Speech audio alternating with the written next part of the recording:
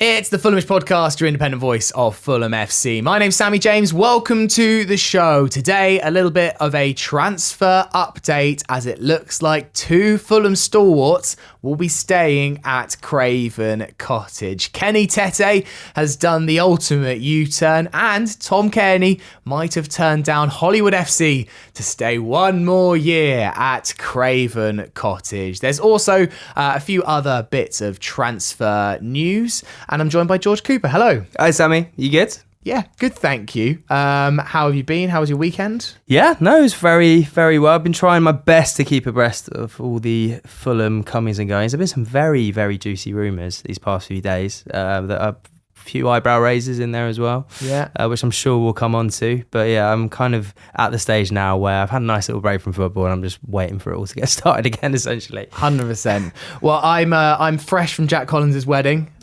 in Portugal. I can report that it was a wonderful wedding. Yeah. And all went to plan. The moment of the wedding, I have to mention this, and we'll talk. Jack's back on the Thursday Club next week, but Jack's entrance, right? So obviously you've had like the ceremony, beautiful, wonderful drinks reception, and lots of food. It was in Portugal. His new wife is half Portuguese, so there's a big Portuguese element to it. So we had the drinks reception, and then we enter for dinner, right? And obviously that's normally the point where they announce the bride and groom. And normally everyone just gives a nice round of applause and they sit down. Not Jack Collins. Oh no. They played, the DJ played Carnival de Paris, which is the one that goes, na, na, na, na, na, na. Everyone got their napkins, wave them around. And I'm not joking, Jack and Lucy basically ran around all of the tables whilst everyone, and this was the full 3 minutes. It wasn't just like, a little bit of the verse and the chorus. Just like 3 minutes basically just doing this mad lap of honour. What an entrance. Only Jack Collins. And then the speech. Any idea how long you think Jack Collins' speech was? Well, he's a wordsmith, and as we know, he's a romantic as well. So I'm gonna guess it was on the longer end of the scale. Yeah. So what? Your average wedding speech? 10, 15 minutes? I'm gonna go 16 minutes. 24. 24. Wow. Okay. Do you want to know? Were you hanging on every word? I'm sure. And then his brother Tom, who also goes to Fulham games with Jack. Do you want to guess his speech length? I'm imagining it would be sort of cut short. The first act ran on a bit too long. Yeah. And then I'm gonna go 7, 8. 8. Yeah. Awesome, amazing. A third of the duration for Tom Collins, which very much does accurately describe their relationship. But yeah, congratulations to Jack and to Lucy. It was a beautiful wedding. Yeah, I was very sad not to have been able to make it. But I remember I caught something in the group chat that was over the weekend, and you expressed disbelief that there at one moment in the ceremony the Champions League theme was introduced. Was it not? Oh no! He. Just before Lucy walked in, it was Zadok the priest, which obviously is the basis of the Champions League music. But we were all there in the church going like, is Lucy going to walk down the aisle to the Champions League music here? I was really excited for it to go, the champions, but it was the actual hymn rather than the Champions League music. Surely it should have been the Europa League rather than the. Well, maybe. It was a top tier wedding though, so maybe it had to be Champions League for this one. Let's dive into some of the breaking kind of Fulham news then, and the Kenny Tete saga. Yeah. I mean, the ultimate U-turn. This time last week, Fabrizio said Kenny's moving on a free contract to Everton, and I think a lot of Fulham fans were very, very upset. We all love Kenny Tete. And then roughly Wednesday, Thursday last week, it was back on the cards that he's now got both contract offers in. But Fabrizio said yesterday that Fulham are now closing in on an agreement with Kenny Tete over a new contract. So it looks like the signs are good that Kenny is staying.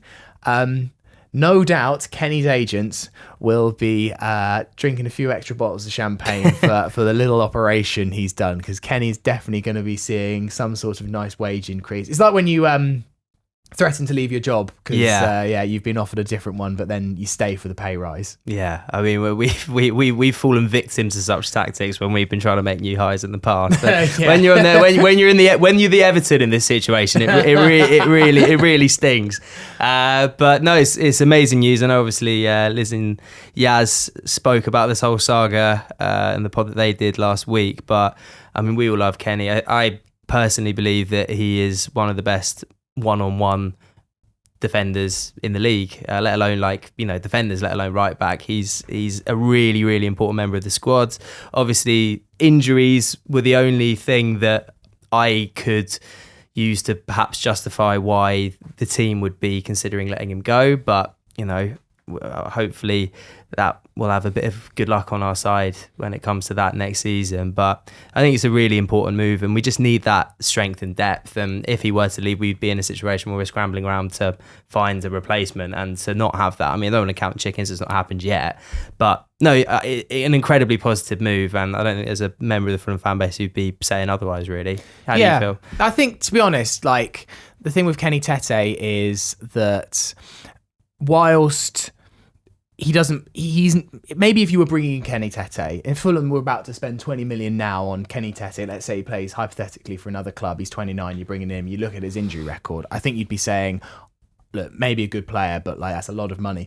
But Fulham would have had to found another right back elsewhere in Europe, paid a lot of money for someone to replace Kenny Tete, and sure, Kenny's no doubt getting a very, very good contract. You'd imagine this is putting him as one of the highest earners at the club, whatever deal he's negotiated. However, the amount, not only of the churn of bringing someone in, the risk that entails, what you've got with Kenny Tete. He's only 29, and sure, there's the injury factor. But for me, that feels like money worth paying, because ultimately the risk of going out to find someone else, that potentially not working out, plus the money you'd need to bring in, right? You can't get a good right back for under 20 million, really. You might be able to find a hidden gem somewhere, but that's exactly what they are. They're a hidden gem. They're an unpolished diamond. Kenny's ready right now. We've got a good thing going with the competition between him and Timothy Castagna, who hopefully will come back from his surgery and give Kenny good competition, because I do think that brings the best out of someone like Tete. Equally Castagna, they're fighting for one right back slot, means that they've got to perform at a really high level. And the thing with Kenny Tete's injuries is that Kenny has had numerous different injuries. It's not one recurring issue. He hasn't got dodgy hamstrings or anything, as far as we know, that snap all the time, right? He's had different injury issues over his time at Fulham. I would put a lot of the injuries down to luck, bad luck, as opposed to he's a sick note.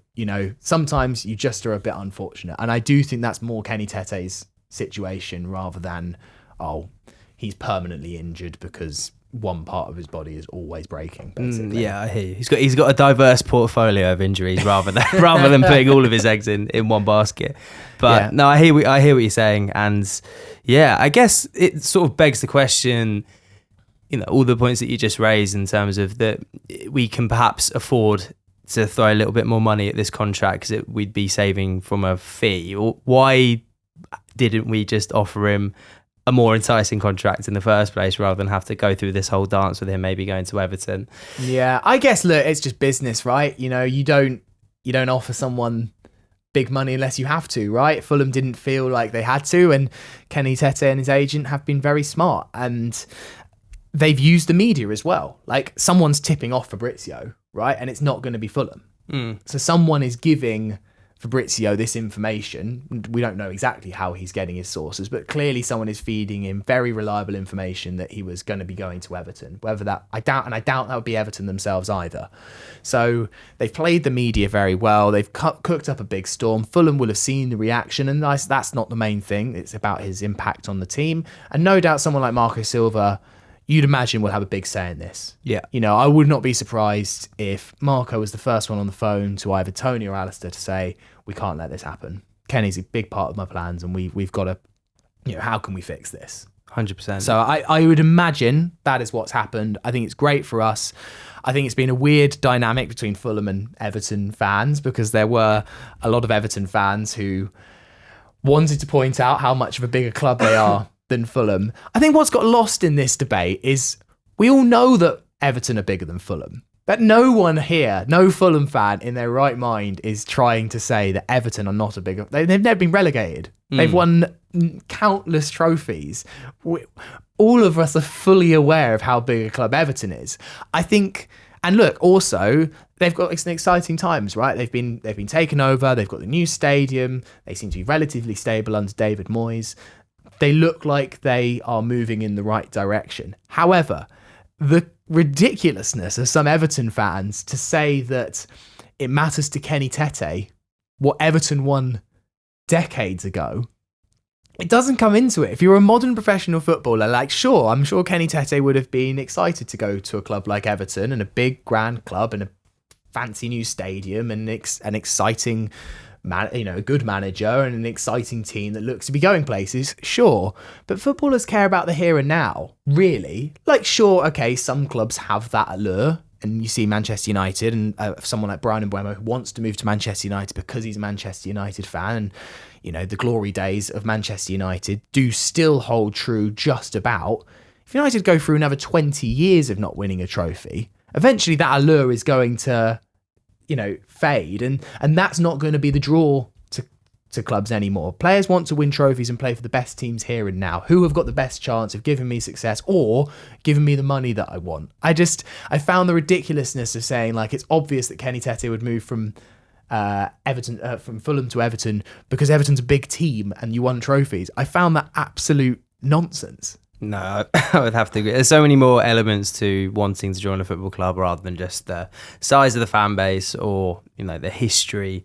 But no, I think you summed it up quite well. Then I think Fulham does have so many big draws about it. Why you would want to play for this Fulham side right now, and just because Everton are a historic club does not completely negate all of the reasons why a player might want to join Fulham or stay at Fulham. We too were on an upward trajectory, got an exciting manager, a fabulous squad, newly developed stadium. It may not be as big as shiny as Everton's new ground, but there's plenty of reasons why somebody may want to play for us. And to just completely disregard them because of, the history, ultimately doesn't make any sense to me. George Cooper, let's say that you're a great goalkeeper wanting to move on to bigger and better things than our five-a-side league, and you're scouting out potential clubs.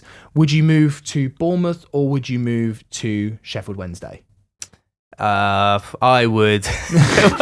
Let's say you're the best goalkeeper in the world. Where are you going if you've got those two choices? It depends what the contracts are saying. No, if just purely off the top of my head, I would go Bournemouth. Yeah, the Premier League. Yeah, exactly. Right, do you know what I mean? Like, it's not, yes, Sheffield Wednesday, massive, historic, and all of that. It's why players move, from big clubs in the Championship to small clubs in the Premier League, because it matters what you're doing here and now. And ultimately, Fulham have finished higher than Everton for the past 3 seasons. And, Everton fans seem to be getting very angry with a lot of Fulhamish's content about suggesting that why Kenny Tete would stay at Fulham. I think wrongly taking it that we all think that Fulham's as big as Everton. It's like, we don't think that. Like, no Fulham fan in their right mind thinks that. They're also just looking at the here and now and the facts. But anyway, I've said my piece. Let's move on to Tom Cairney, because this is another positive update from Peter Rutzler late on Monday night, saying that Tom Cairney moving towards signing a new 1-year contract extension with Fulham. Now, this has been another bit of a saga this summer. We weren't sure. I think we were all a bit disappointed the way that it all ended. It felt like without a proper goodbye for Tom Cairney, and we were singing his name at Brentford and Manchester City, and there was a bit of a wave from Tom Cairney, but someone that has such stature in our club didn't get the send-off it felt like they deserved. But also we all understood that the reason why is because he's not definitely leaving. There'd been lots of rumours about him potentially joining the Wrexham Revolution and the Disney money over in North Wales. But it seems like He's going to stay one more year at Fulham, which will make him 11 years at Craven Cottage. And it seems to be that ultimately he wants to stay in the Premier League. And I mean, we asked the question on social media. We said, would you be happy to see Tom Cairney sign for one more year? I thought there might be a few people going like, no, I think it was time to say goodbye. The unanimous 100% response. In fact, the most liked comment on it was from Liam White. Any more silly questions? I think it says it all, right? Yeah, no, absolutely. I'd be really interested to see the deal that has been made between club and Tom, because I mean, it was obvious that the one that was tabled beforehand, Tom wasn't 100% happy with, and I think that, you know, Tom's obviously, it goes without saying, he's a club legend, and having somebody who is a leader within the dressing room and has the stature of Tom Cairney is always going to be a good thing. But I do think that as a fan base, we need to be realistic about the role that he's going to be playing within the squad in terms of minutes played. We all know that the impact that he can have on a game that we're in control of, and slowing down the tempo, and, you know, the game management sort of final stages of matches, he can be incredibly valuable. But are we going to see Tom Cairney play a major role in this side, as in, like, you know, week in, week out? No. But yeah, I think it's great that he's staying. But I would be really interested to you know, hear the details. I would assume that he's got an eye on hopefully staying and integrating within the coaching within the coaching staff. That would be my hope. But yeah, no, I mean, the poll speaks for itself, really, doesn't it? Yeah, I think the thing with Tom, right, is he's still quite hard to work out. Like, what games does Tom Cairney work in? We've seen, you know, a couple of games last season where it really didn't work. Chelsea at home is the obvious one that comes to mind, right? Tom Cairney came on and it was just a little bit of a disaster. Like, I love Tom. He's a fantastic player. More often than not, though, it works, right? And both Brentford games last season, I think, are the obvious examples of where Tom Cairney came on and actually had a really, really positive impact. And there have been many others, right? I think he's still useful as well. Cup games and just his leadership. And I do hope that, well, I mean, look, we'd all love Tom Cairney to be at Fulham forever, right? But if this is the last contract, if this is a 1-year extension and there's not going to be another one, I would love it if the club really, really handled his final season, if it is to be that, properly. Told us all in advance, or let Tom announce that it's going to be his final season at Fulham, so that the farewell can be properly managed, right? Not many players. The last one was Simon Morgan to do 10 years, right? So it's not happened since the 90s that someone has done this, right? So it's that historic. So I really, really hope that exit, if it is to be this season, is properly announced in due course, and we can all kind of like celebrate Tom and his accomplishments, easy for me to say, properly, because I think it was sad about how it nearly ended. And yeah, hopefully this is true. Peter's very reliable when it comes to Fulham news, so fingers crossed that one is in the work. A man who is up and coming in the world of Fulham journalism, Jack Kelly, with his own link to Rocco Reitz, the Gladbach midfielder, Borussia Mönchengladbach, to give them their full name. 23 years old. He played for Germany at the Under-21 Euros, who of course reached the final, lost to England on Saturday. We're pleased to say, obviously, that England won that. But Rocco Reitz, Fulham have concrete interest in him.